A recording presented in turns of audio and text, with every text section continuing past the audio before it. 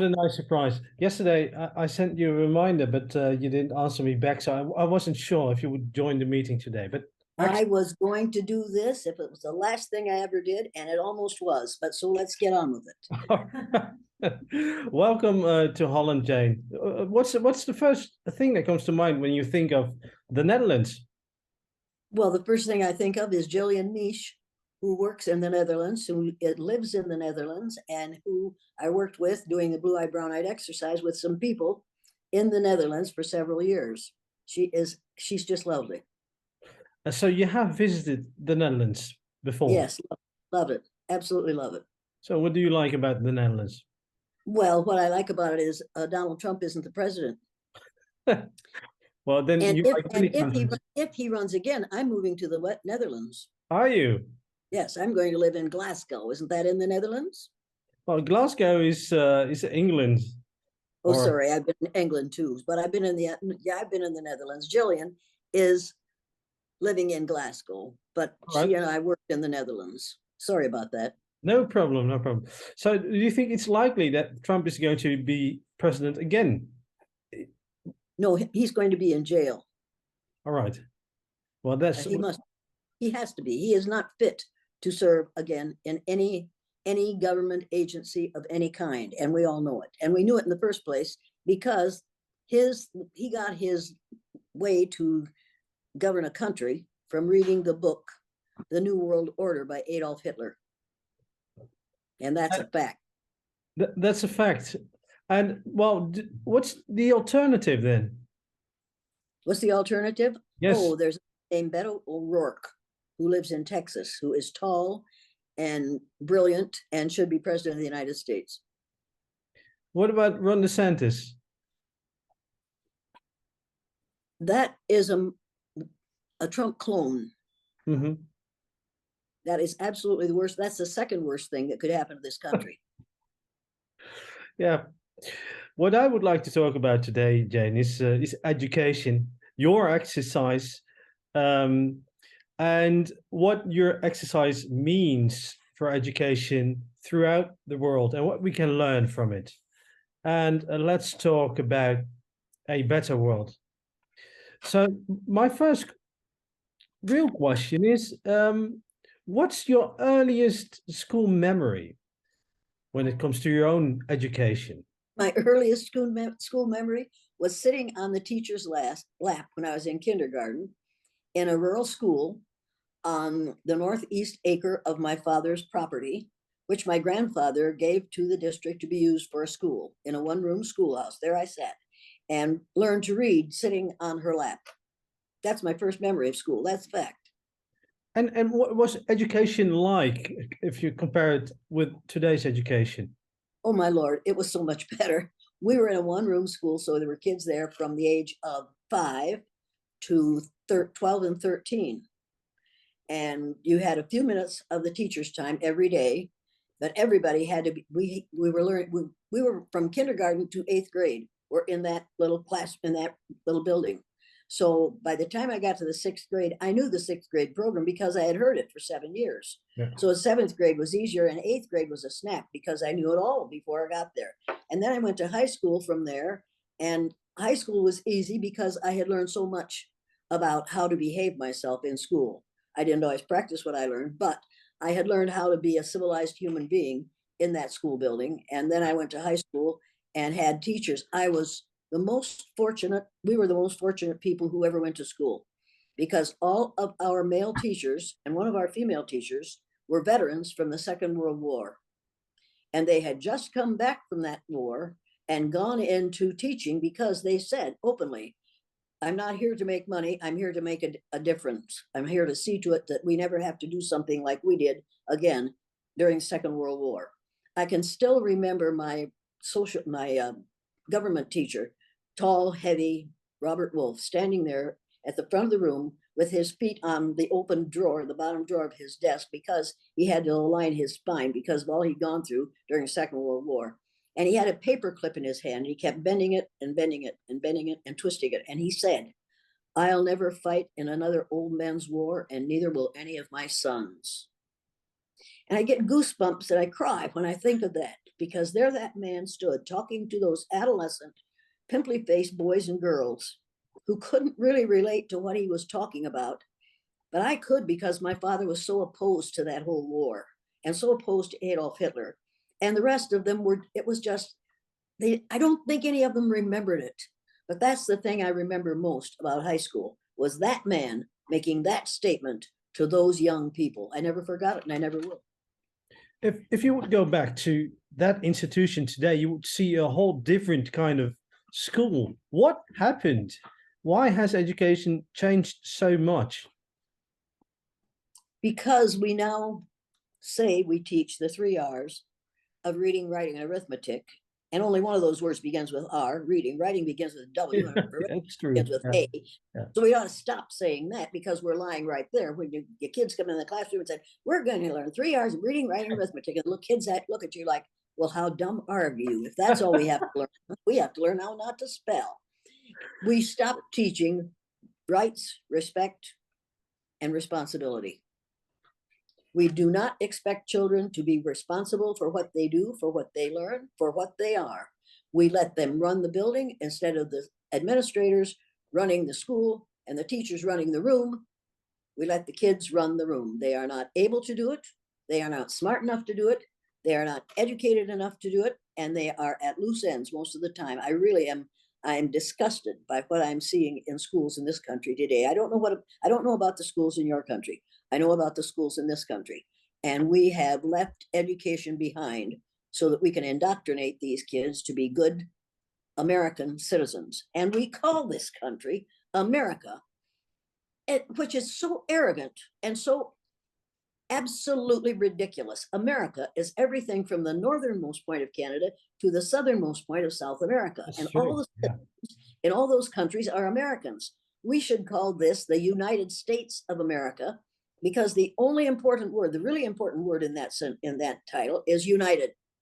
And we had for 4 years a so-called president who tried to divide us, and he got it done. So now we have to bring it back to where we are united, but we won't do it until we impress on students' heads, look, this is the United States of America. And if you're too lazy to say all those syllables, then just say US, because US spells us. And this is the country of us. And that means all of us, not just those who are wealthy, not just those who are pale-faced, not just those who are brilliant, but all of us. Anyway, did I answer your question? Yeah. So but it's teachers that can make a difference. So one day you woke up and you said to yourself, as a teenager, I suppose, I'm going to be a teacher. I'm No, I going. didn't. No, I didn't. I woke up and said to myself, I'm going to be a nurse.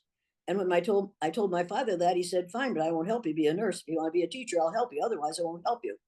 His sister had been a nurse.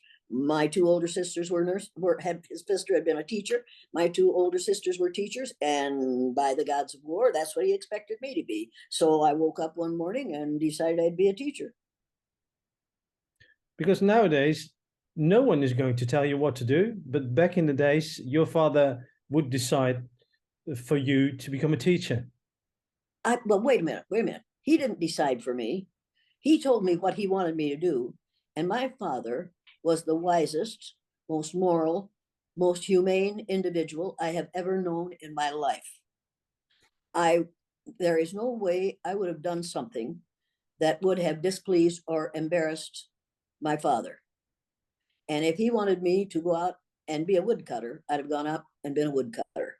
But I have done it well. Because later on, he said to us, when we had all gone, we were in college, he said to us, we were talking about what we were going to do. He said, by God, decide, you can either make a difference or you can make $1. Now decide what you're going to do and do it. And I looked at my brothers who were going to be civil engineers, and I looked at my sisters who were already teachers, and I thought, I think I'll make a difference. And I became a teacher, and I did make a difference. What was your first day in school like as a teacher? Do you remember your first class, the very first day? Well, you do. I was teaching in a little town of 300 people, about 3 hours away from my home. I was living in an upstairs apartment in somebody's home in this little teeny tiny community. And in came, I think, 18 little blonde haired, blue eyed, pale faced Norwegian kids. There were 300 Norwegian in that community, one Catholic family, and me. It was most interesting because these kids looked at me as if I was probably not real bright, because they knew that I wasn't one of them. I was a Methodist. I didn't go to their church, and it was just very interesting. They depended on me. They listened to me. They learned from me. We had a wonderful first two. I just had a wonderful year that year. It was fantastic because it was a teeny tiny town, and K through 12 were in the same building. So these kids had to get along with everybody else, because just because we're little didn't mean you could run in the hall. Just because we were little didn't mean you could rule your little kid, a little boy, couldn't rule the playground, because here were all those teenagers on the playground, sometimes at the same time you were, thinking of different things, talking about different things, and being totally different. They learned a whole lot from the people around them. It was an interesting and marvelous first 2 years. So what date are we talking about? What year? When did you start teaching? I started teaching in 1953. In 1953. And what were your biggest challenges as a teacher? At that time, my biggest challenge was to keep order, and to provide for those kids an active learning environment. Because at UNI, University of Northern Iowa, which was ISTC when I went there, we studied somebody who said active children should be active learners. So my kids were active learners, and we did things that the other teachers thought were totally ridiculous. But I had learned at ISTC that you create children who want to learn by making learning fun. So learning was a lot of fun in my classroom. It wasn't always fun for the administrators, and it wasn't worth a damn for the other teachers, because there went Elliott's kids out flying across the field, collecting insects and bringing them in and killing them and doing all these interesting things. And the other kids were sitting in their classrooms being taught the way their instructors had been taught to teach. So what did the school day look like in your classroom? Lots of activities, going outside, seeing and discovering the world. Yeah, we did things that the rest of them didn't do, and we did things in the classroom constantly. We're constantly doing something, constantly being engaged in learning. I honestly believe that you can stand in front of a classroom all day long and have a third of your students hear what you're saying, a third of them will learn it, and a third of them, number one, aren't hearing it and aren't learning it. They are only learning how to sit still and listen to you try to indoctrinate a group of students. What was teacher education like back in the days? Teacher education for me was at ISTC, and as I said, I had some fantastic educators at ISTC. We had a science teacher who made us realize that science is the study of not just living things, but of living. He was wonderful. Can't remember his name, but it was wonderful. Education at that time was, here are the facts, here's what you have to learn, get these facts into these kids' heads, get them ready for the next grade. And that's what I did. But it wasn't until I had taught for 3 years that I had my first, what I recognized as a dyslexic child in my classroom. And I was walking down the street one day before school started, and the veterinarian's mother said, "Jane, come up here, I want to talk to you." So I went in, and she said, "My son is dyslexic. Do not try to teach him to read because you don't know how. If you will just read the tests to him in science and social studies and any story problems in math, we will have him trained in how to read at the Rochester Remedial Reading Center in Rochester, Minnesota." So in came Jeff, and my son was in my class that year because he was kind of hard to control. And your own class, he was one of your students. Well, yeah, he was in the other class until I walked out of my classroom to take my students down the hall to go to the bus one day, and every student in every one of his classrooms came up to the teacher and said, "Brian did this, Brian did this, Brian did this." Every one of them. And I stood there and I watched her take the information about Brian and her say, "I know it. Well, of course he did. And I thought, oh, this isn't going to go on any longer. So I went to the principal and I said, I want my kid out of that class. Well, do you want him in Mrs. No, no, no, he will tear up that other teacher's class. She won't be able to handle him. What do you want us to do? I said, I want him in my own class. Do you want to teach your own child? I said, I will be kinder to him than his present teacher is being, and he will be kinder to me than he would be to the other third grade teacher. He said, well, we'll try it. I said, yes, we will. So in came Brian. So how did it go? So he had to get used to calling me Mrs. Elliott all day. And then at night he could call me whatever he wanted to. But he was really but Jeff Nichols' mother told me I needed to talk to you, and she told me about dyslexia. So I watched Jeff go from a kid who was covered with psoriasis, who was scared to death, who, if you asked him a question, would put his hand up over his head like this and slide down so that his knees were under his desk so I wouldn't hit him, because he had been hit so often by teachers who couldn't get him to learn to read that he was afraid that I was going to hit him. He didn't have to worry about that with me. I just watched what he became. By the end of the year, he had one little dime-sized spot of psoriasis in the crook of his elbow, and the rest of it was gone. And he was singing and running and playing and learning. And I thought, by the gods of war, I'm going to take that course and learn how to teach the dyslexic child.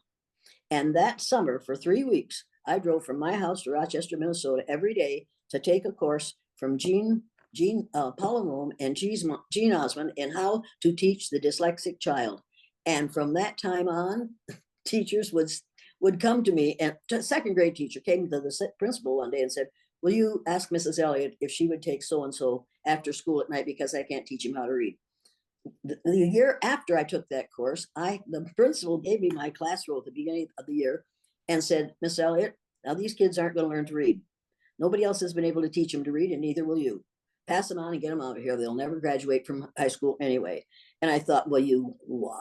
And I had admired that man up till that moment. And then I thought things that you can't say on television or on this net or whatever it is we're on.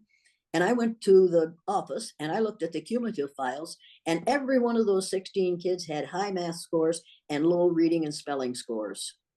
And I knew these kids are bright. These kids have got the brain power, but what they are lacking is teachers who know how to teach the dyslexic child. And when those kids came into my room, they were all just terrified. They were absolutely terrified because they had heard what an awful mean person I was. And I said, kids, here's the way it is. You're all in here because I have a special way to teach reading, and every one of you will leave here reading at the 4th grade level. And they looked at each other like, she is crazy. People say she's crazy. This woman's a nut. I said, I know you don't believe me, but this is a fact. You will gain enough reading ability in this year that you will leave this room reading at or above the 4th grade level. 9 months later, those kids were reading at or above the 4th grade level, and some of their individual reading levels, independent reading levels, was 6th grade level, because they learned how to read. There's a special way to teach the dyslexic child. You have to realize that he doesn't hear words the way they're said. He doesn't see words the way they're written. And so you have to draw him through across those words and through that page of those lines of letters and make each one of those letters say something to him. It was like magic. Those kids, 16 kids that weren't supposed to learn to read, left my room reading at the 4th grade level, and all but one of them graduated from high school. And he was killed in an alcohol-related accident 2 weeks before graduation. One of them became a lawyer. So see, I didn't succeed with all of them. He just became a damn lawyer, but I did the best I could. One of them became a junior and senior high school principal. At least 4 of them completed 4 years of high school and several years of post-high school education. None of them dropped out of school. The things you say remind me of the Rosenthal experiment, the Pygmalion effect. Absolutely. High expectations. You tell the kids, you are not going to fail. I believe in your capabilities of reading, spelling, writing. You are going to do this. But you see, you are going to do this, my child, because I know how to help you to do this. I know your specific need in learning how to read. And it's maybe different from everybody else, but it is the same as from 20 to 30% of the men in the United States of America. And it is the same as many of the males who are in prison in this country. If somebody had gotten hold of them at the third grade level and taught them how to read, we would have fewer people in prisons in this country. That's that's a bold statement. So reading contributes to less prisons. Knowing how to read does. 60%, and the first thing I taught them was the listening skills. I learned the listening skills from Dr. James Doherty at Drake University. And he said there are the four listening skills. 60% of what you learn comes to you through your ears. If you learn the listening skills and you practice the listening skills, you'll learn twice as much in half as much time. And I heard that and I thought, you're a nut. And then I tried it with third graders and it was absolutely beautiful. As long as they practiced the listening skills, they heard what I was saying. And even those who were dyslexic watched my mouth so that they interpreted what they were hearing from watching my mouth. So they almost lip reading. These kids had to learn almost to lip read because they couldn't trust their ears. It was just fascinating. If you look at today's classrooms, if I look at my own classroom, at least 4 out of 20 kids are dyslexic. At least 5 out of 20 kids are have ADHD problems, and then we have all these other kinds of problems. What's happening? Why are there so many children with all these kinds of, well, not illnesses, but you know what I mean? But these are not learning disabilities. These are learning differences. And I decided I was after I did the blue-eyed, brown-eyed exercise in the, to tell my kids, to make my kids more empathetic, where people who are different from them were concerned. I realized that I hadn't done as good a job as I should have done by not teaching the 3 R's of rights, respect, and responsibility. I can teach kids how to do math. I can teach kids how to do reading. I can teach them how to do spelling. But if we don't teach them civilized behavior, then we have messed the whole thing up. Schools aren't allowed to do that anymore. Today, I wouldn't want to be teaching today because the schools are being run in many places by evangelical Christian parents who think they have the right to tell teachers how to teach their children.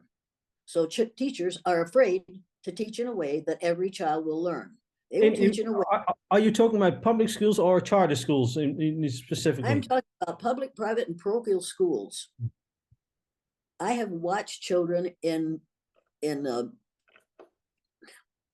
schools, the private schools. They send their kids to private schools, and I watched these kids down at the whatever, where they're going for field trips. They go for a field trip to a museum. They act like fools because no one has taught them rights, respect, and responsibility. No one has had this courage to say, here's the way you behave when you leave the building. Here's the way you behave when you're in a public place. Here are the things that you are not allowed to do, so don't do them. If you do them, when you get back to the building, you'll have to take off a point and you won't get in the grab bag at the end of the week. Now that sounds like a really stupid thing for a teacher to do. However, in my classroom, the first year after I had taken the Orton Gillingham material, I did what my critic teacher had done. She put the kids in rows, and at the beginning of the day, if everybody in that row had a clean desk, a sharpened pencil, and a hanker, and they could get Kleenexes off her desk, that row got 4 points, 3 for having all those things and 1 for extra. So those kids worked their tails off to have all the things they were supposed to have and not to take off any points. You took off points for not paying attention, for not practicing the listening skills. These are the things that cost you. She held them responsible for their behavior. She had no discipline problems in her classroom the semester that I did my student teaching. So I used that with my students. I never had discipline problems in my classroom because those kids wanted to get into the grab bag at the end of the week. Now, the grab bag didn't cost them anything. I had to buy the little stuff that went in the grab bag, but they were just tickled to death to get that stuff out of that grab bag.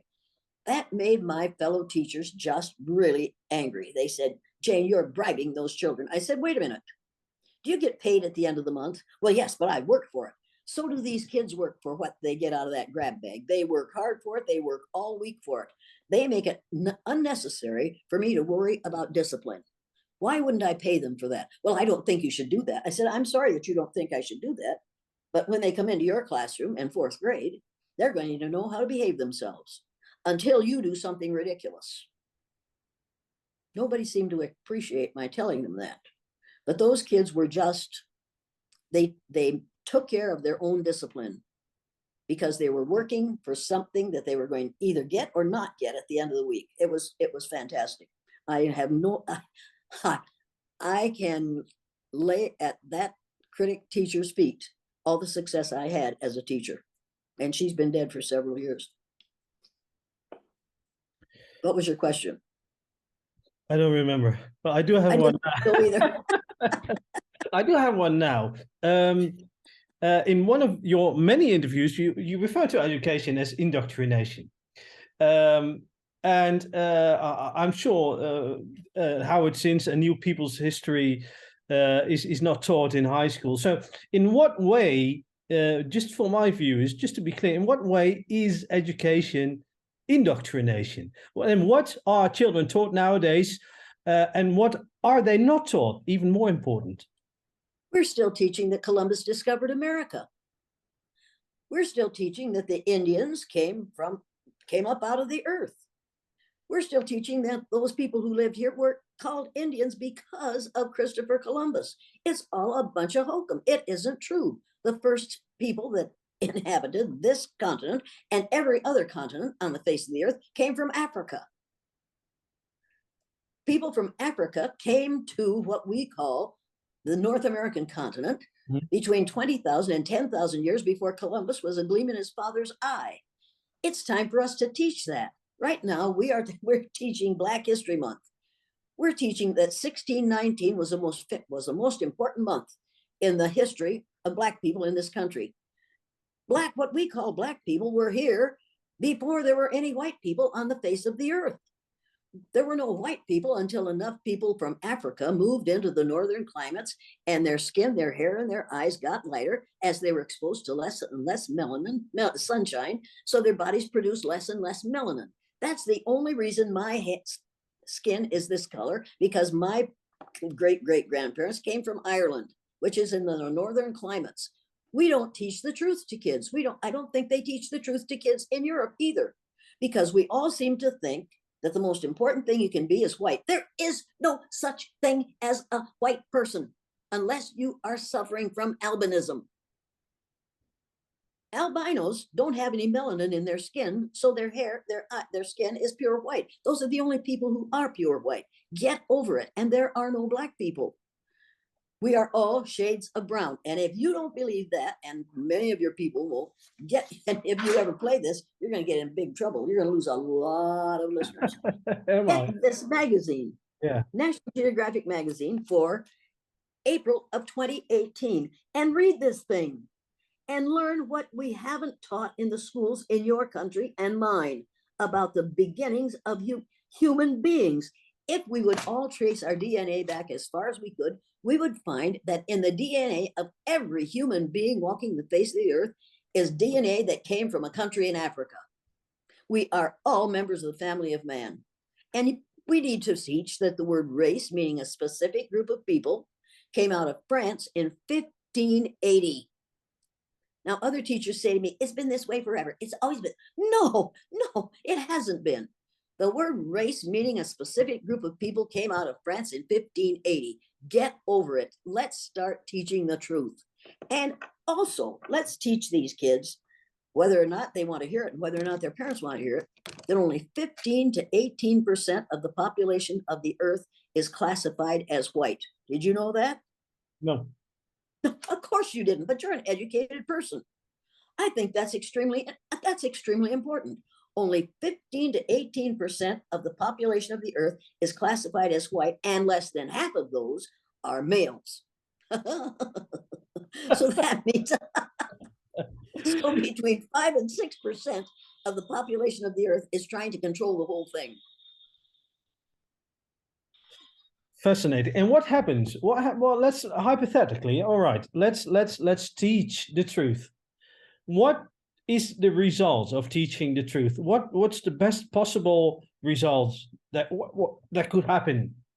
You turn I turned my third graders into a family. They didn't want to hurt each other, especially after they did the blue-eyed, brown-eyed exercise. Mhm.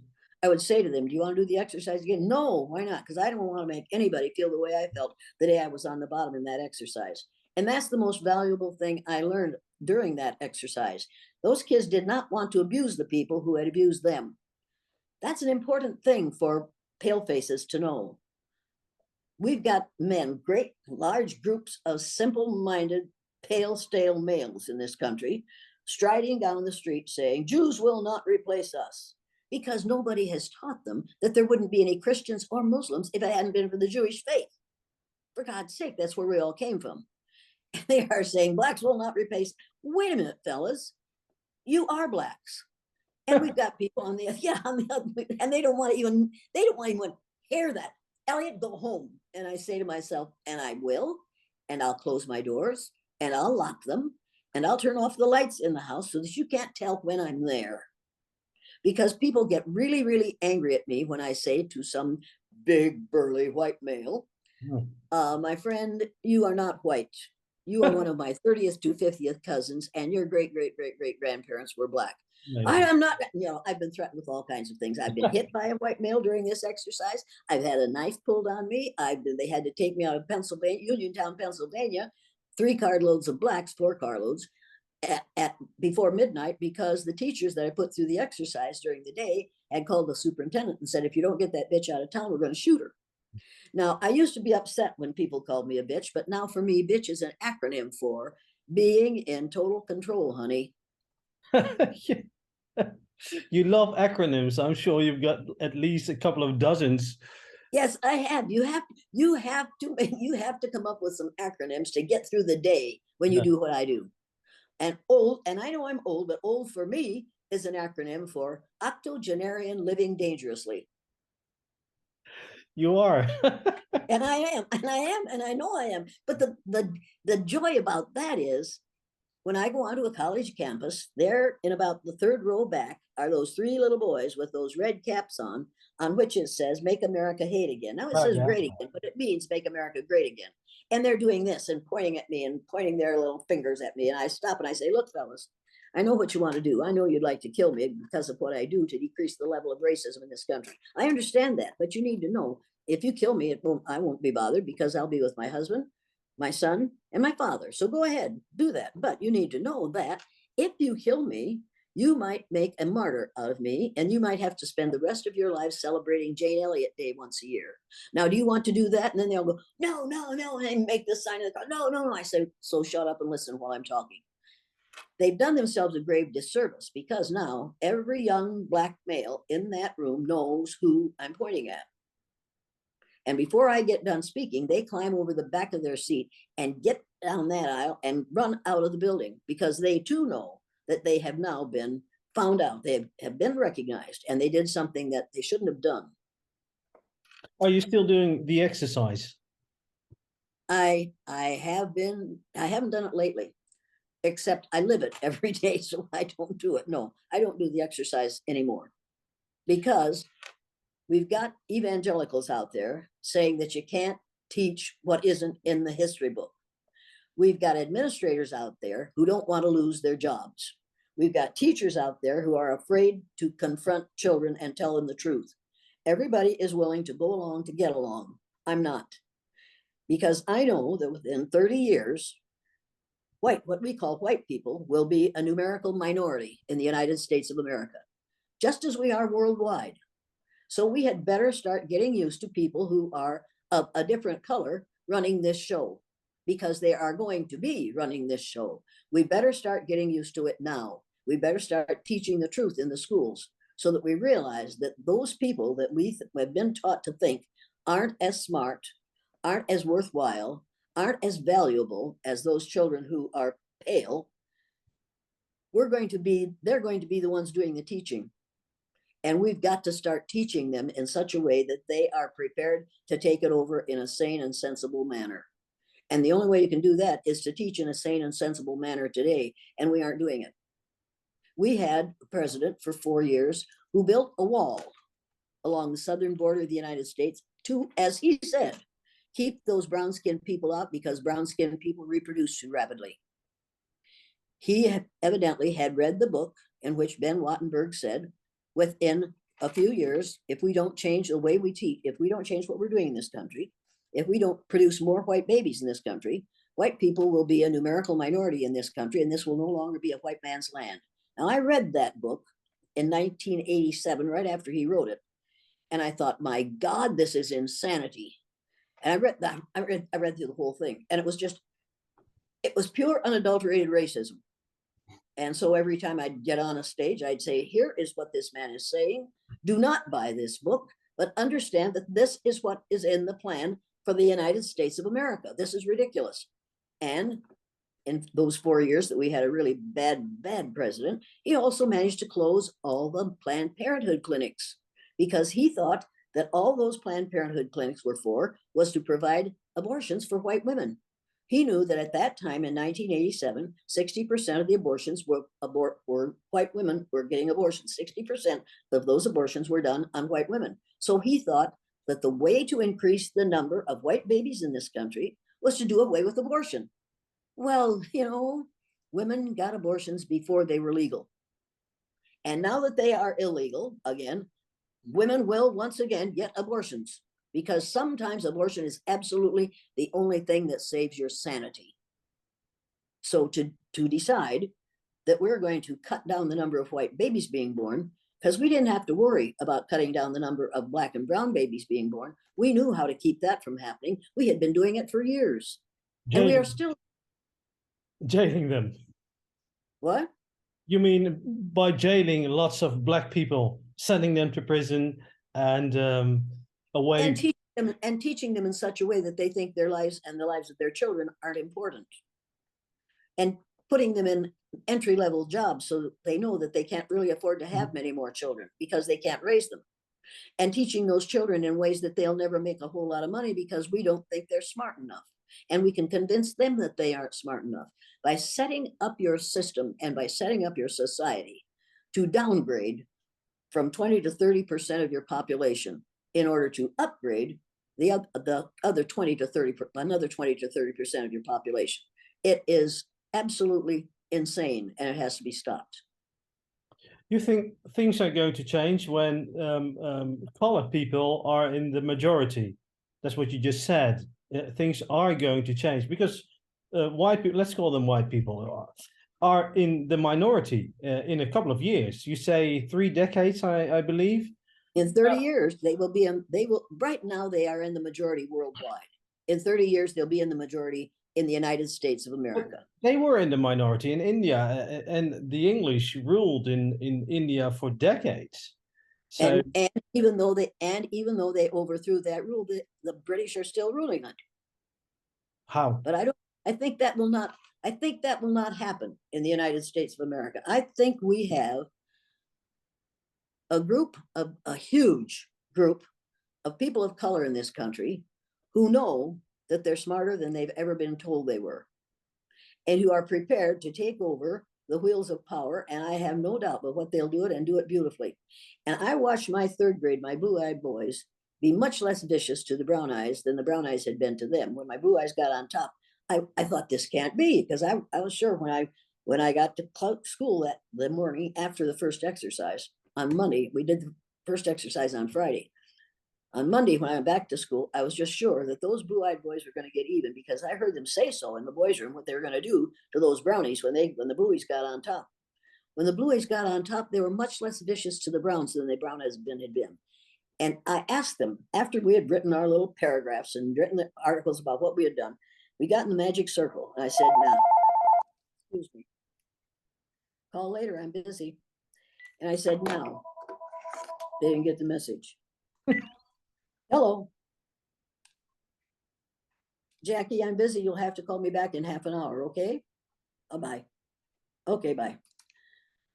This cannot take more than 30 more minutes. You understand that? Anyway, so I asked those kids, once we got in the magic circle, you boys said you were going to get even with the brown eyes when you got on top.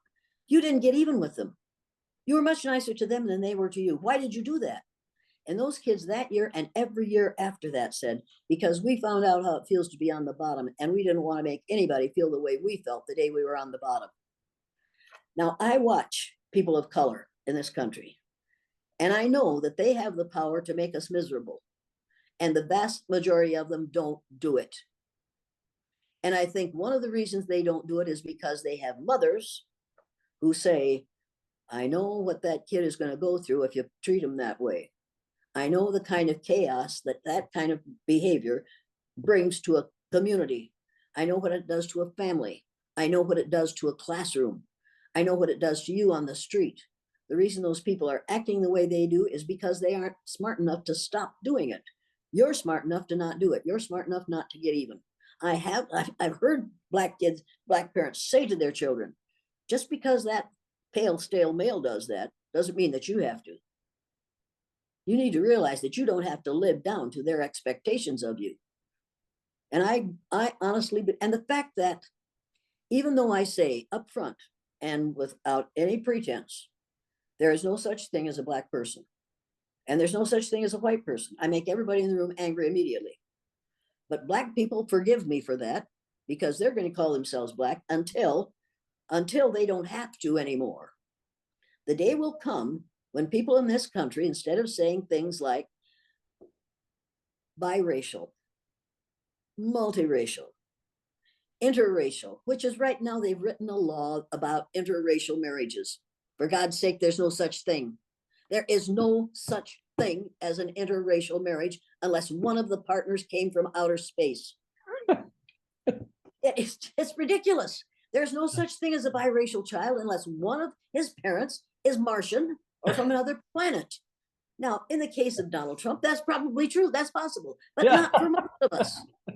We've got to stop. He's the only person with biracial children, Donald Trump, probably. Well, no, he's biracial. I'm not sure that his children are. Okay.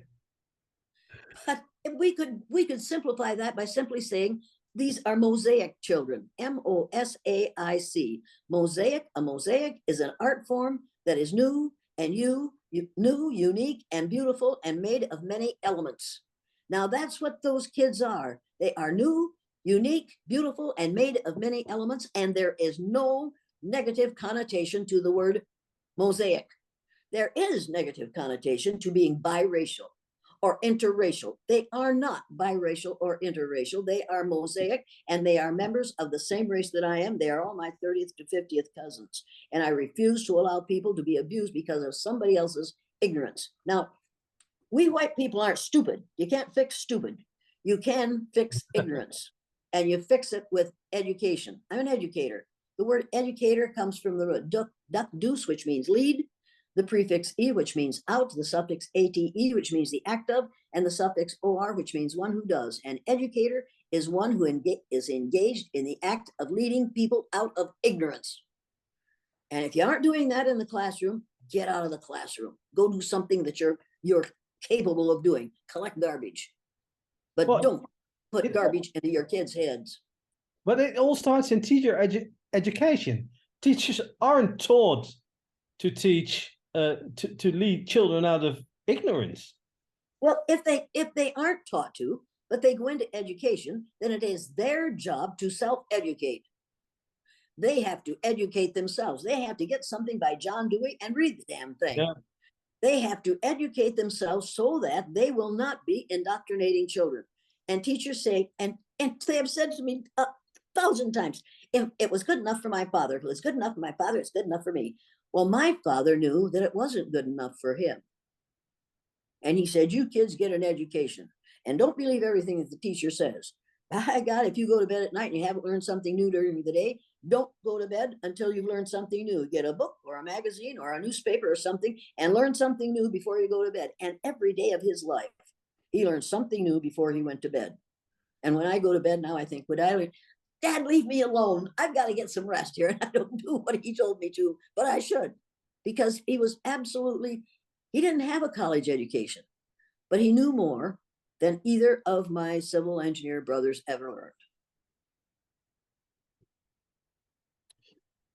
It was 1968 when you did your famous exercise, the blue, black, brown-eyed exercise.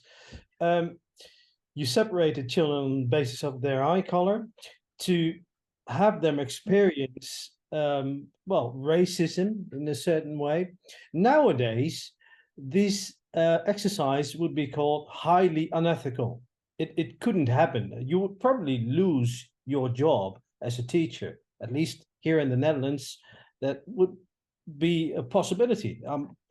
Probably in America as well, in the United States, excuse me, as well. So how You do have, wait. You have a woman in the Netherlands who has been doing the exercise with people of all ages for the last, I think I trained her in how to do it probably 15 years ago. Her name is Shida Berman Ketzel.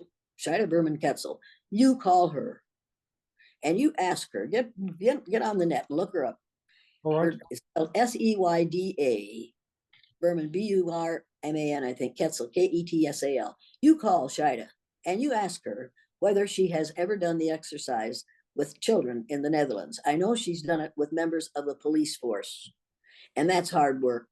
That Yeah. I've seen. She has sent me films of her doing it with people in the police force. You find out whether she would be allowed to do it with children in school, because make no mistake about this. Once my superintendent and my principals, I had 3 different principals and 3 different superintendents while I was teaching in Riceville. Once they saw the positive difference that happened in my classroom as a result of that exercise, they wouldn't even dream of telling me not to do it. Parents called and said, I don't want my kid to go through that exercise. And the principal would say, you aren't deciding what is taught in this school. Mrs. Elliott decides what is taught in her classroom. And I know that what she's doing is all right. So we're going to let Mrs. Elliott teach your child. If you don't want your child in that classroom, we'll put him in a different classroom. But you need to know he may not learn to read. And I'll never forget the one who called and said, I don't want my kid in that nigger lover's classroom. And that's the word he used. But I want him to learn to read, so put him in there anyway. So they put him in there anyway, and the kid learned to read. But he also went through the blue-eyed, brown-eyed exercise. But kids come out of that exercise different than they were when they went in. Oh, Lord, I'll never forget the English teacher at the junior high level. My sister was substituting at the junior high. And the English teacher came down for lunch, and she was just furious down to the teacher's lunch. She said, the worst thing happened in my classroom. Oh, well, my sister said, what happened? She said, I used the word nigger. And one of those kids stood up and said, we don't use that word in this classroom. And if you're going to, in this school, and if you're going to use it, I'm going to go out in the hall until you quit. She said, what should I have done?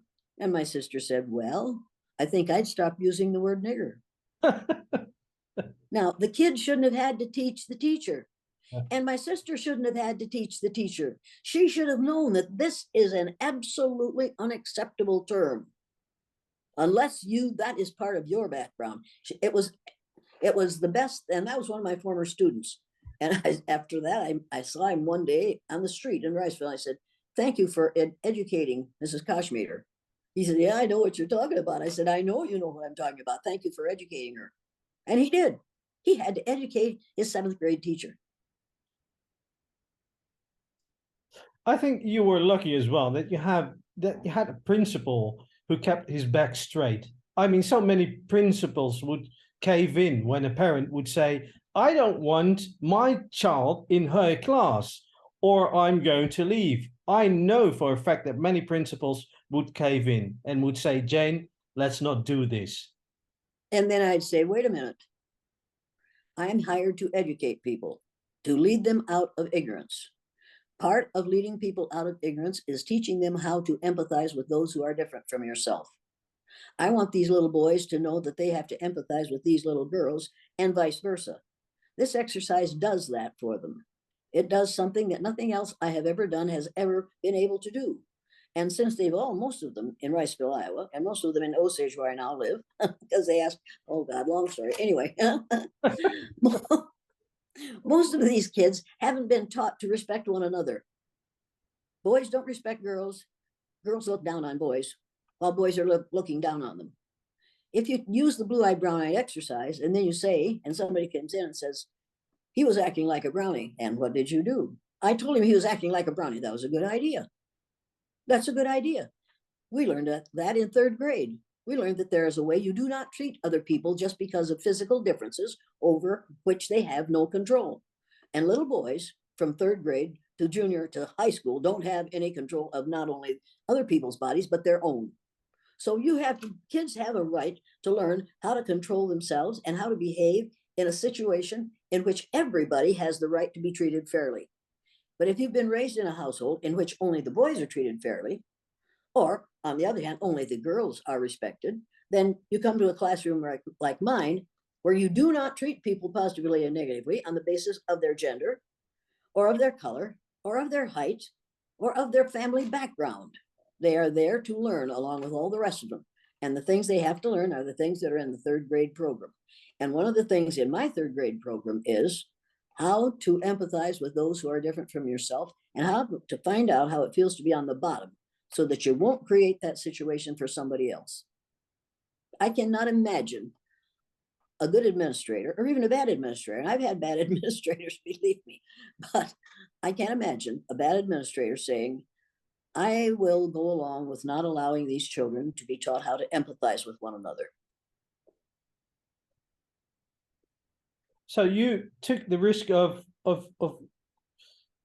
not being nice. I mean, nowadays in the United States, there's such a thing called punitive accountability, especially in universities. You are assessed as a teacher by students. And if they don't like you, you are not going to get tenured, for example. So how are you going to teach all these kinds of things that are really confronting those kids? If you can take 16 kids that the principal says aren't going to graduate from high school because all their former teachers have said they wouldn't, and teach them to read, which is fundamental, and at the same time do the blue-eyed, brown-eyed exercise with them, then the administrator has to decide, is getting rid of the exercise more important than keeping somebody on the staff who can teach every kid to read?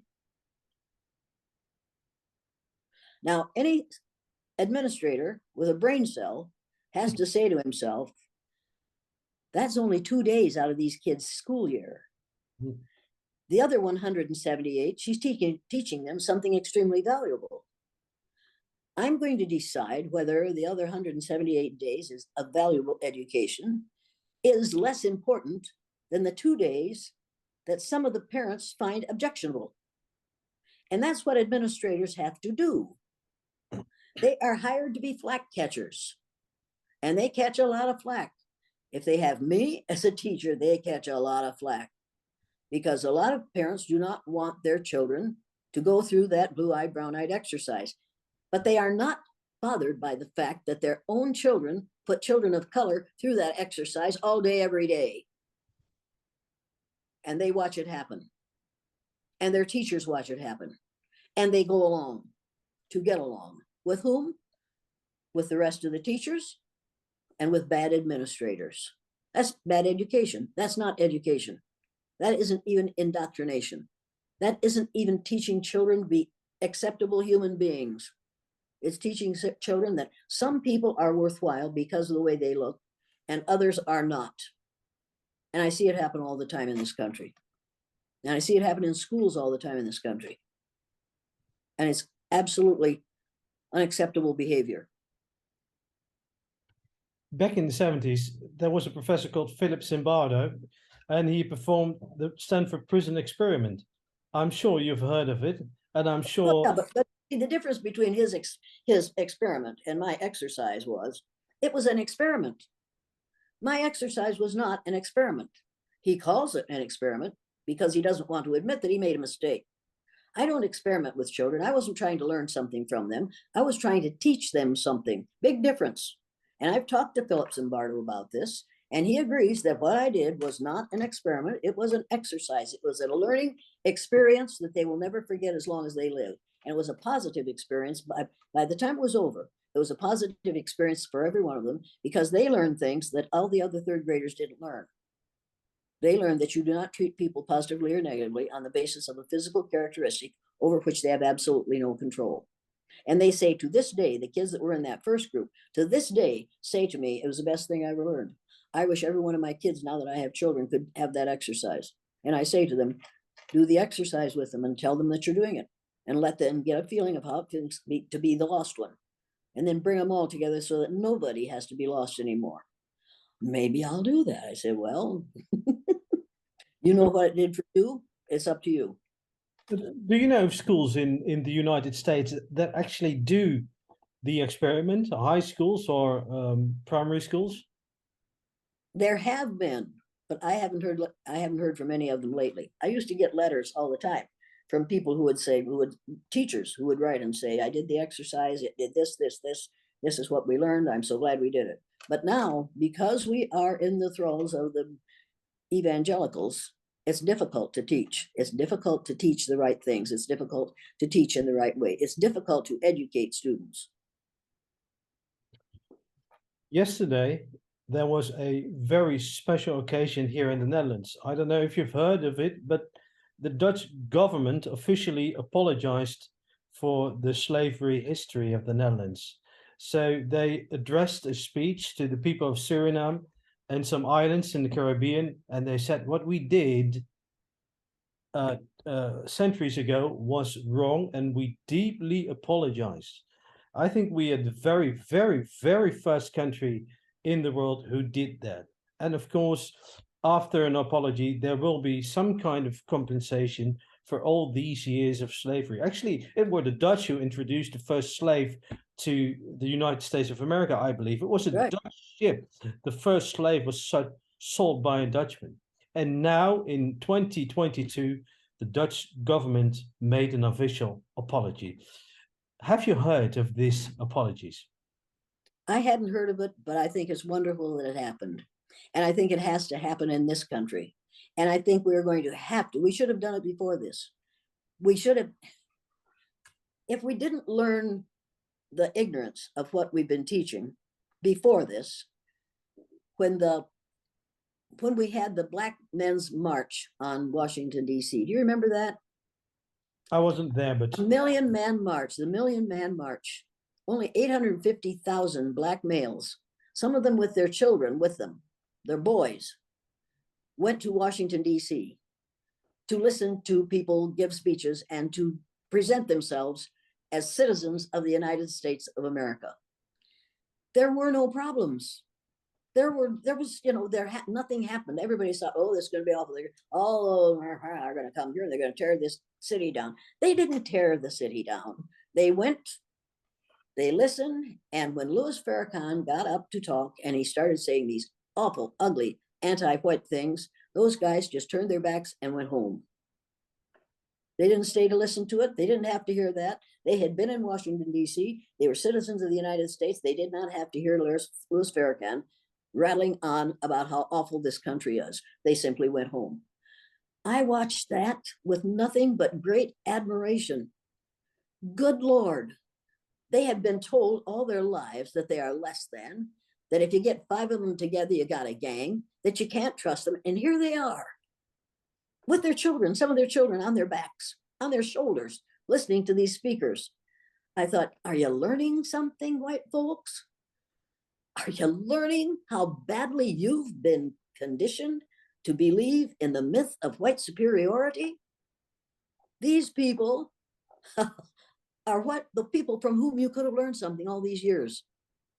But because we decided that they don't know anything and that they aren't worth teaching, we have treated them in ways that are absolutely insane and not only just un-American, but ridiculous. If they are citizens of this country, and they are, if you want them to be citizens that love this land, you do not treat them like outsiders. You don't treat them like the other. They aren't the other. When you come right down to it, we palefaces are the other worldwide. And that is so hard for pale, stale males to accept. That's the reason we have, that's the reason we have the Oath Keepers, the KKK, the 3%ers, the QAnon, all these groups of pale, stale males marching about telling us how wonderful they are. Fellas, if you are as smart as you say you are, you would not be doing what you're doing. When the Black Man's March, the Million Man March on Washington happened, nobody got vandalized, nobody got beaten, nobody got no buildings were destroyed, nothing was destroyed. They simply, for me, it destroyed the idea of Black males as being less than. If you haven't read the book, Nile Valley Contributions to Civilization. Have you read it? No. Get it and read it. Did you realize that 4,000 years before the birth of Jesus Christ, people in the Nile Valley, which Nile Valley is a river in Egypt, were doing cataract surgery with metal instruments 4,000 years before the birth of Jesus Christ? That's 6,000 years ago.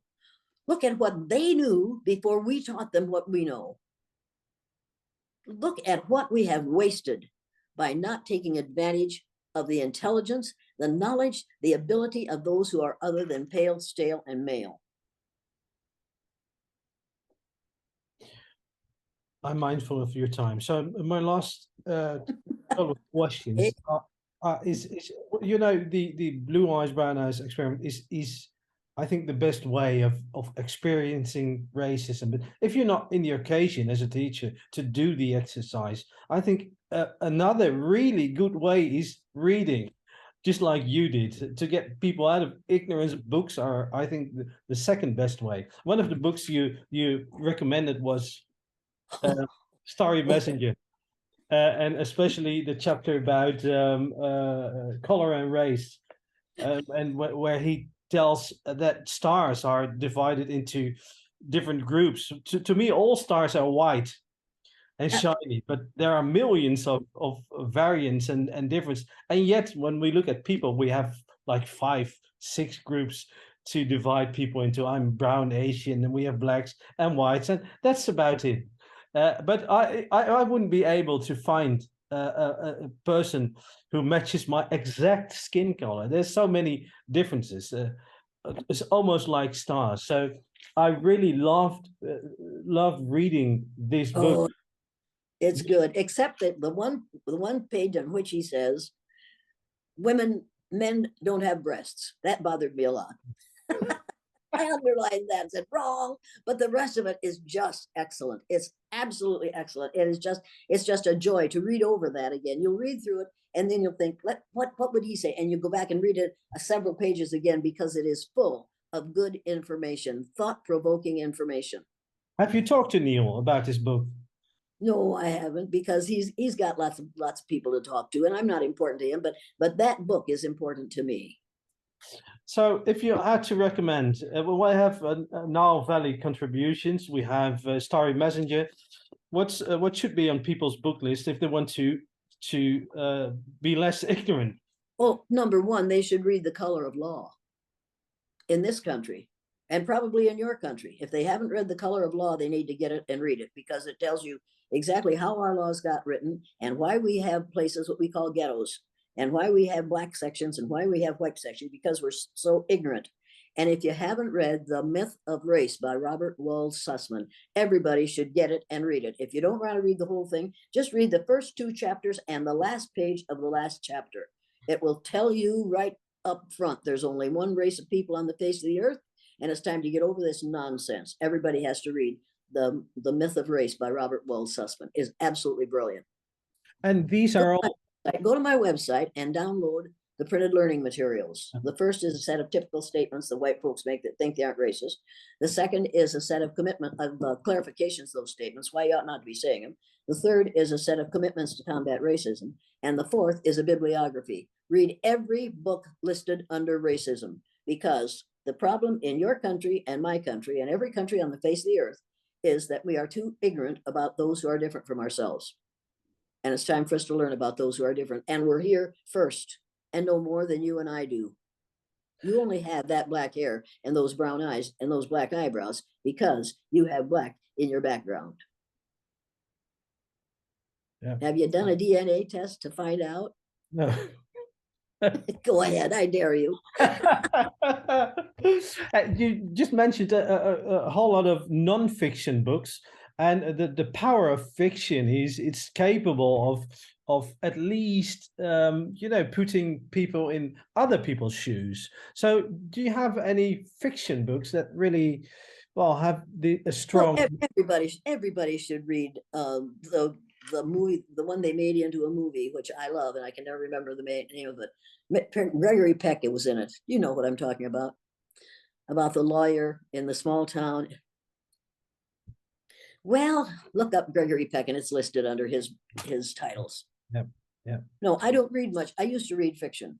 And then I realized you're filling your brain with stuff that doesn't really help you to be an educated human being.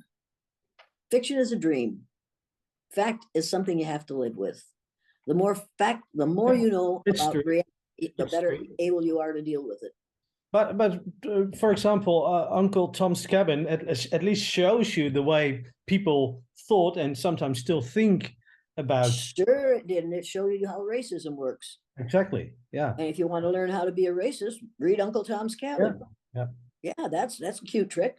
Yeah. And we use that for that very purpose for many years. So Yeah. now we say, here's a word, here's a book that you can read, but learn how not to behave by reading Uncle Tom's Cabin. Yeah. My two last questions. First of all, your message to Dutch teachers when it comes to one race. And my last one, who inspires you right now at this moment? Who inspires me at this moment? Well, Beto O'Rourke, who stood up and told the governor that this thing happened because of your inactivity as a governor in front of the whole group. And that took a lot of courage, and that took a lot of determination, and that took a commitment. And he would like to get into politics in a good way, but it's not going to happen as long as he is willing to stand up and tell it the way it is. But he still stands up and tells it the way it is, the way he sees it. And he sees it in ways that are very similar to the way I see it. We're both white. And today I was walking in a supermarket, and this tall, what we call black man saw me and he smiled at me, and I thought, okay, that's nice that you're smiling, but could you tell me whether they have any Christmas cookie cutters here? Well, he hadn't seen any, and then went up to check out because I couldn't find any. I had something else, and he said, "Are you famous?" I said, "Well, if you have to ask me, I must not be." And he said, "I think I know you." I said, "Blue-eyed, brown-eyed?" He said, "Yes, yes." And he's looking way down. This young, tall, heavy black male is looking way down at me and grinning like, "Look what we are." And I was grinning at him like, "Yeah, 30th to 50th cousins. Isn't this wonderful?" And Yeah. I wasn't pleased at I wasn't thrilled because he called me famous. I was absolutely tickled to death because we could grin at one another as human beings, both deserving equitable treatment under the law. Yeah. And as far as I'm concerned, that's what we are. He's young Yeah. and big and black and married to the most beautiful woman. And I'm short and fat and old and white. And we can still look at one another and Yeah. see one another as human beings and Yeah. members of the family of man. Yeah. But you are famous because you've been in all the major shows in America and abroad, Oprah, Ellen, Jimmy Fallon, and yet you accepted my invitation. Just as a tiny teacher here from the Netherlands. Why did you say yes? Because every person that I talk to who's going to put it on a podcast or put it on television or putting out there is going to, they were going to contribute to at least 5, 10, 15, maybe 1,000 people hearing this old white woman say, "Look, you are only the color you are because some black person moved from the equator, moved far enough north as their children, their children's children's children's children, lost the color of their skin, their hair, and their eyes, produced you. But we are all members of the family of man, and you and I came from the same place, a country in Africa." People are going to hear that, and you're going, unless you edit this and don't let that be in there. But No, no worries. if you don't edit it, if you leave the truth in there, that means that many people who wouldn't have heard it if you hadn't asked me, hadn't allowed me to come and sit in front of that camera and say this thing to people of the world. Do you realize how important that is to me? And do you realize what a compliment that is to me? But do you realize how important that is to me as an educator to be able to say to you, a young, tall, white male, "Look, you aren't white, you're young, you're tall, you're male, but you ain't white. And I'm not white. We are both descendants of some people who came from Africa, who were smart enough to make that trip all those thousands of years ago without any modern technology. Do you realize how lucky we are? And you realize how lucky I am that you called and that you're willing to listen. Now you can do with this what you want to, but if you don't put it out there on the air, then I haven't accomplished anything. But that's up to you. Then that makes you responsible for doing or not doing the right thing. Oh, yeah. Ta-da! Yeah. So my last question was your message to teachers, but I think you shared the most important message. Oh, there's another message that teachers have to have, and you have to have it. See this? Yeah, the map of the world. Yes. Yeah, that's the map of the world you're used to seeing. Yes. Well, it is. You see Greenland hanging down here like a great big ripe plum? Yes, I do. Yeah. You see Greenland hanging down there in the middle of that thing like a great down, clear down to here the way it does on Yeah. the other map? Yeah, just above Iceland. Yes. Let me show you what you think what you're thinking. Do you have a minute? Yeah, I do. I'm going to run and get a map, the one that you Yeah. think you're. Don't go away. Do not go away. I didn't see any oddities. I'm going to walk quickly because I got to kill.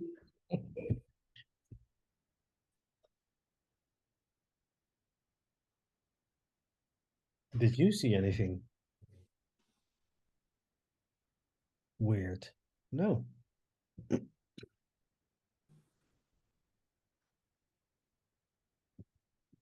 Greenland.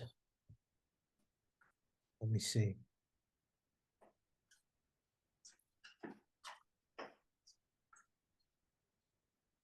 Hello. Yes.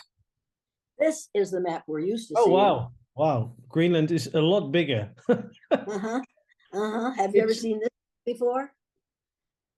Well, yeah, I've seen. Well, the Canada is a bit out of. Canada goes on forever. Yeah, it does. Canada over here goes on forever. Look at Yeah, here. Look at this. The size of Canada. Isn't it wonderful? It's a flat out lie. On this map, the equator is 2/3 of the way down the map. This is the Mercator map, which is used throughout the world to teach about the relative size of land masses on the face of the earth. Mercator was commissioned by the Pope to draw a map that showed the spread of Christianity. So here we have a map in which the countries in which white people live take up 2/3 of the map, and the countries in which people of color live takes up 1/3 of the map. And at the bottom of this map, on the legend, it says, not on this one, but on most of the legends, it says, South America is actually 9 times larger than Greenland. And on the bottom of the Mercator map, you usually find that legend. South America is actually 9 times larger than Greenland, but the map looks like this. That's insane. But how would I know? How would I ever go to find out? You wouldn't find out unless somebody said to you, are you out of your mind? Do you really think Greenland is this big?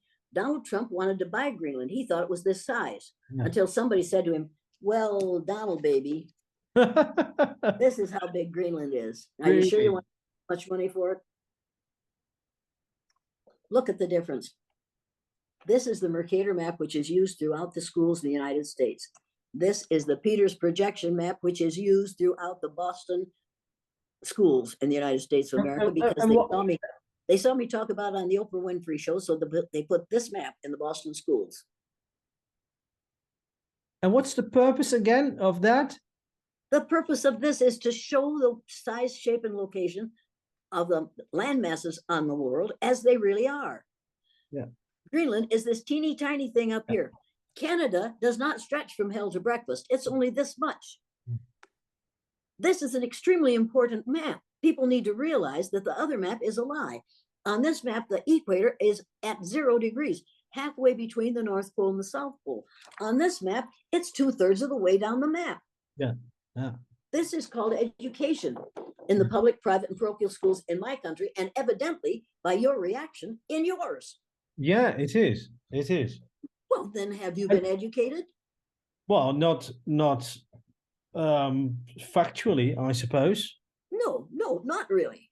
And at the bottom of most Mercator maps, the legend says South America is actually 9 times larger than Greenland. And it is like just this. And it's just to show that the Northern Hemisphere, which is mainly considered to be white, is 2/3 of the way Christian. These folks could be Christian. These folks weren't smart enough to get there yet. and where could I have learned this? You couldn't have learned it because your teachers didn't know it. Where did you learn it? I learned it from first my sister called me and said, Jane, you got to get a hold of the Des Moines Register because there's a map there that you got to see. And I was teaching 3rd grade at the time. So, and she sent me the article out of the paper. So I read it and I thought, oh God, this is bad. This is bad news. So then I contacted these folks, odtmaps.com. And this guy said, I'll send you some maps. And he sent me a whole mess of these and a room size map and this size, and a map. I've got a map this size. I got maps of all different sizes of this, because this is the map that we should be using, the map of the world that we should be using. This is the Peters projection map.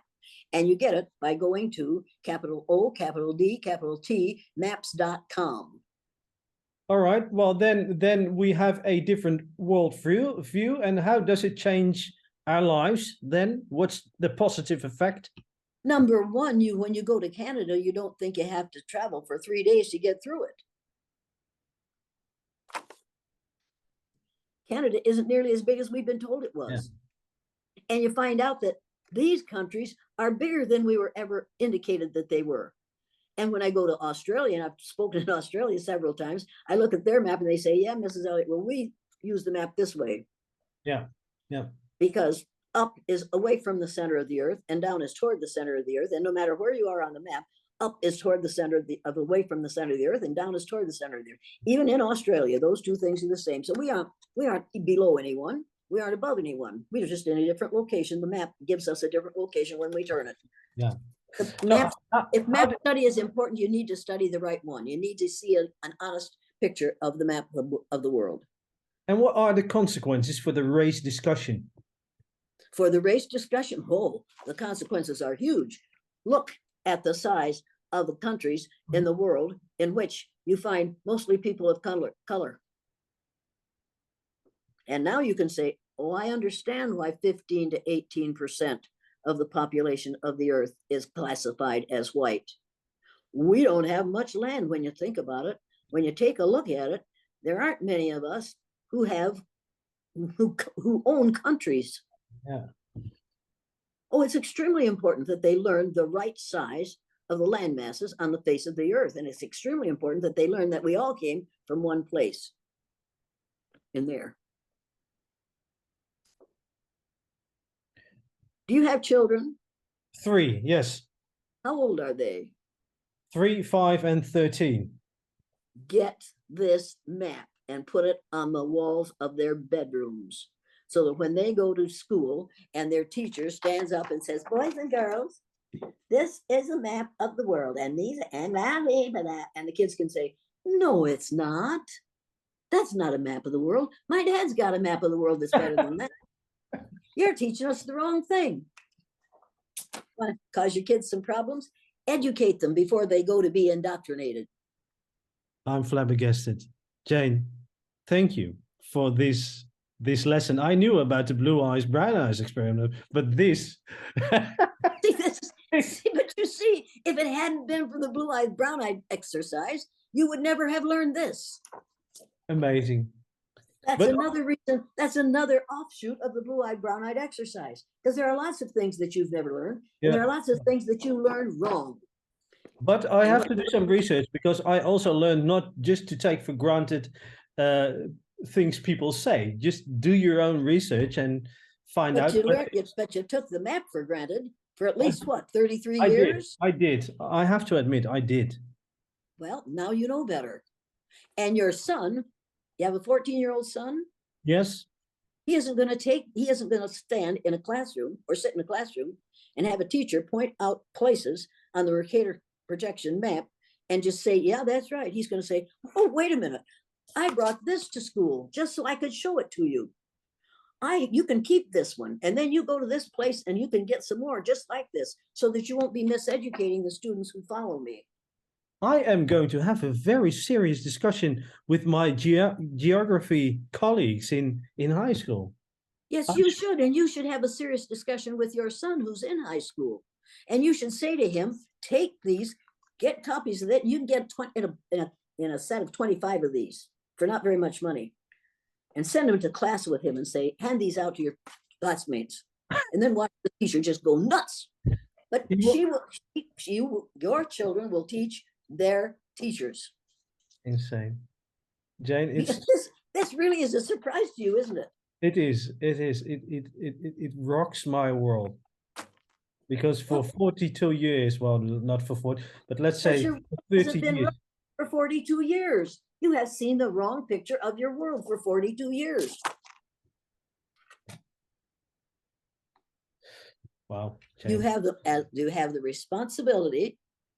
This is right, respect and responsibility. You have the right to respect your children and to hold their teacher responsible for teaching them using the right map. That's not a big thing to ask.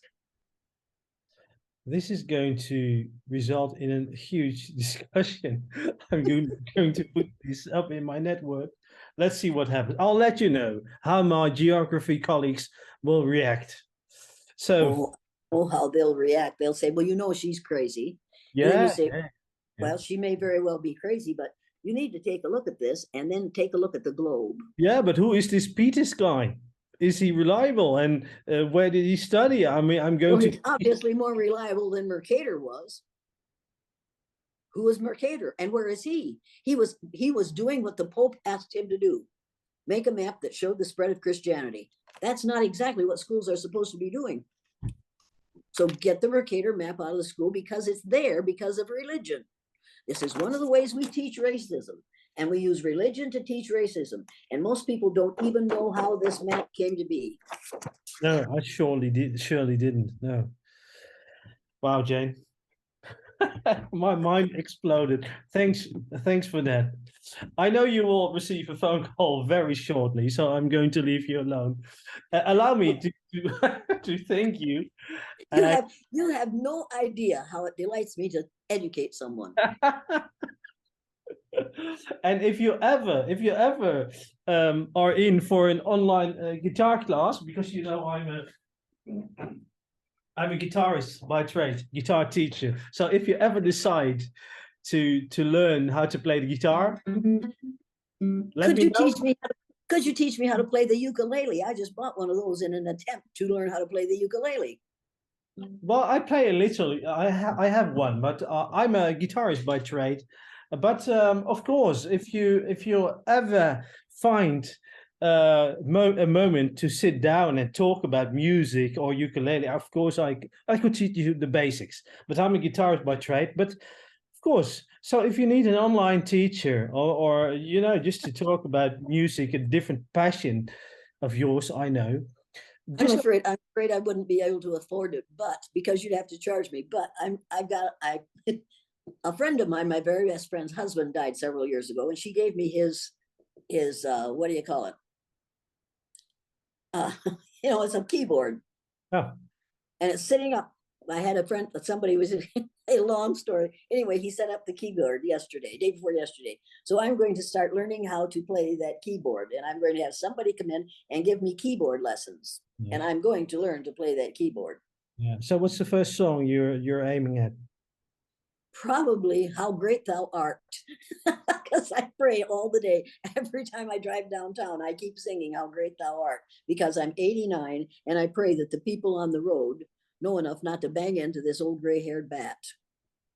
What happens when you die, Jane? Do you believe in heaven? If I don't join my father and my son and my husband in heaven, I have wasted my life. Because all I've done for the last 53 years is try to do the things that would make it possible for me to be where my father is. And now my son and my husband are where he is, I think. And really strange things happen at my house. We bought a little old Baptist church that's right next to our house out in the country. And I knew there were spirits in that church, but I didn't know how to talk spirits. And somebody called who had lived in that area for a long time and said, you know, of course, that blah, blah, blah, blah. I said, well, yeah, well, how do I do that? He said, get your divining rods. And I started to laugh. I said, oh, yeah, everybody has divining rods. He said, make a pair. He said, make a pair. So I made a pair of divining rods and I took them over to the church. And I walked across the floor and they got partway across the floor and the damn things crossed. And I said, is there someone here? And they stayed crossed. I said, can we talk? They stayed crossed. I said, can I find out what your name is? And they stayed crossed. So I went through the alphabet and they crossed when I got to C. And her name is Catherine Markham. And she has been in the corner of that church. And I don't know how many years because I didn't ask her how long she'd been dead because she isn't dead. No. She's in that church. And people say to me, you know, you're crazy. I say, yes, I know I'm crazy. But you admit. So is Catherine. And she speaks to, and she answers me. So several years ago, we had a meeting with a group of people who were doing self-awareness stuff. And my cousin, one of my third cousins, was sitting at the end of the table. And my daughter was taking pictures. And she said, Mom, look at this. And in that picture, behind that young man, is a woman wearing a long blue formal dress. She could see that as well. It was yes, it's in the picture. It's in the picture. And I have that on my iPad. I have a copy of that picture with that young man sitting there and that woman's head behind him, and you can see her dress behind him on the floor. So anybody who says to me, you're crazy, I say, wait a minute. I can talk to Catherine Markham. And we had a reunion several years ago of all the people who had ever gone, who were in that area still, who had gone to that church. And here was this little old lady. And I said, how old are you? And she said, well, I'm 94. I said, do you remember somebody named Catherine Markham? She said, well, of course I do. She used to give us dimes when she didn't have any candy at Halloween. I said, come with me. And I took her over to the corner. And I said, Catherine, are you there? Yes. Do you recognize the woman standing beside me? Yes. Did you give her dimes? Yes. And then I said, would you like to ask her a question? And she asked her a couple of questions, and Catherine Markham answered her questions on the divining rods. And that woman didn't say, I don't believe this. She said, well, Catherine, I'm glad to get to talk to you again. Thank you. And thank you for all those dimes. Am I crazy? I don't think so. I think we don't know what's there, and we deny that it's there because we aren't aware. There's a Confederate soldier buried between my house and the church. I didn't know it. Sarah came in one day saying, Mom, what's going on, Sarah? There's a Confederate soldier up between the church and the house. I said, how do you know? Because he came to me and talked to me through the window of the car. I said, Sarah, and Mom, I said, Sarah, if you saw him there, I believe that he's there. So then this guy who finds lost graves for a living came to our house one day because he wanted to go, blah, blah, blah. And I said, and I didn't tell him about the Confederate soldier. I said, will you bring your divining rods and walk between these two buildings? And he did. And those divining rods crossed exactly where they crossed for me. And I said, ask him if he wants us to move his remains because we park cars on this area. And he asked me, said, no, he's very happy where he is. He just as soon stay where he is. He had a conversation with that man in that grave. And there's not a doubt in my mind, but what that man answered his questions. I don't believe in death. No. I do not believe in death. I believe that there has to be something after this. I know there is. There's not a doubt in my mind. But then, I fear death. Then you don't have to wait to contact your late husband because you might be able to contact him right now. I found him in the milk house with my father when I went out there several years ago. And I talked to him and my father in that milk house that my grandfather built many, many years ago. So I know he's there. Yeah. I know he's in a better place than he is here. I know he's enjoying himself. And I know that he and my son are saying to whoever makes these decisions, don't bring her up here. Leave her right where she is. She'll just make a whole bunch of trouble. I'll probably live to be 152. Now I understand why when people make this sign to you that you say, do it, try me, do it, because you know what's in stock for you. You can't kill me. Yeah.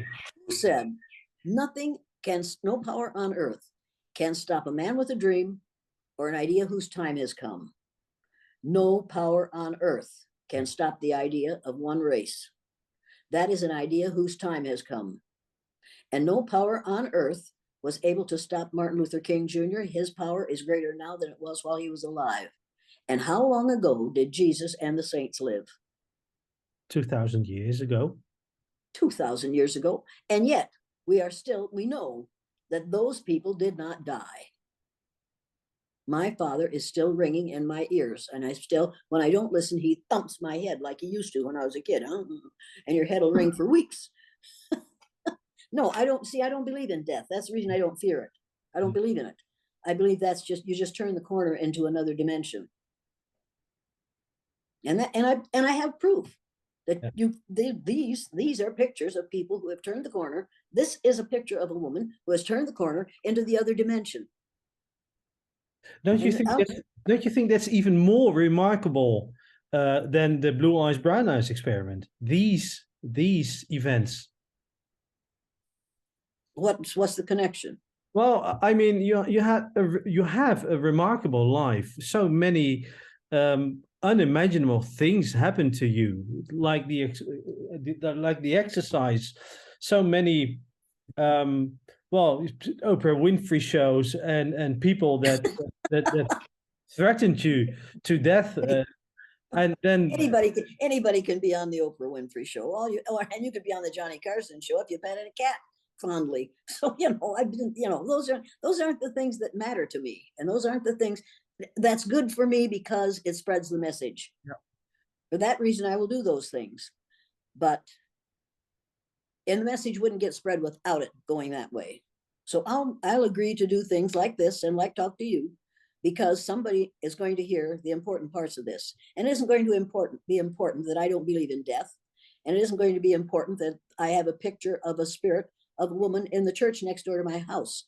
What's important is I have to behave in a way that will give me the opportunity in my head to be with my husband and my father and my son when I go into that other dimension. That's a beautiful thought, Jane.